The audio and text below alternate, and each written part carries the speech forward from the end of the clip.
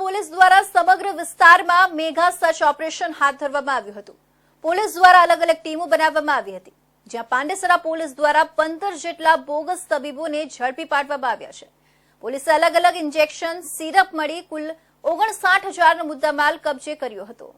SOG બાદ Surat Pandesara police દ્વારા સમગ્ર વિસ્તારમાં મેગા સર્ચ ઓપરેશન હાથ ધરવામાં આવ્યું હતું, જ્યાંથી પોલીસે બોગસ તબીબોના રાફડાને ઝડપી પાડવામાં આવ્યો હતો। આ એવા તબીબો હતા જેઓ પાસે કોઈ પણ પ્રકારની ડિગ્રી ન હતી, જેઓ અગાઉ કોઈ ક્લિનિક કે હોસ્પિટલમાં કમ્પાઉન્ડર તરીકે કામ કરતા હતા અને બાદમાં પોતાનું ક્લિનિક ઊભું કરી ₹50 થી લઈને ₹200 લઈ ગરીબ દર્દીઓને દવા આપતા હતા।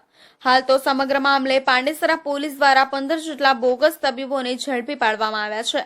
પોલીસે અલગ અલગ ઇન્જેક્શન સિરપ મળી કુલ ₹59,000નો મુદ્દામાલ કબજે કરવામાં આવ્યો હતો। પાંડેસરા વિસ્તારમાં ચાલી રહેલા ક્લિનિકો પર છાપામારી કરવામાં આવી હતી। પોલીસે ડિગ્રી વગરના 15 જેટલા બોગસ તબીબોને ઝડપી પાડ્યા હતા। આ એવા તબીબો હતા જેમની પાસે કોઈ પણ પ્રકારની ડિગ્રી ન હતી, જેઓ અગાઉ કોઈ હોસ્પિટલ કે ક્લિનિકમાં કમ્પાઉન્ડર તરીકે કામ કરતા હતા। કેટલાક તો માત્ર ધોરણ 10 થી 12 સુધી જ અભ્યાસ કર્યો છે, પરંતુ સેવા તબીબ તરીકે આપતા હતા અને ગરીબ દર્દીઓ પાસેથી ₹50 થી લઈ 200 સુધીનો ચાર્જ વસૂલતા હતા। પોલીસે અલગ અલગ ઇન્જેક્શન સિરપ મળી કુલ 59,000નો મુદ્દામાલ કબજે કરવામાં આવ્યો હતો।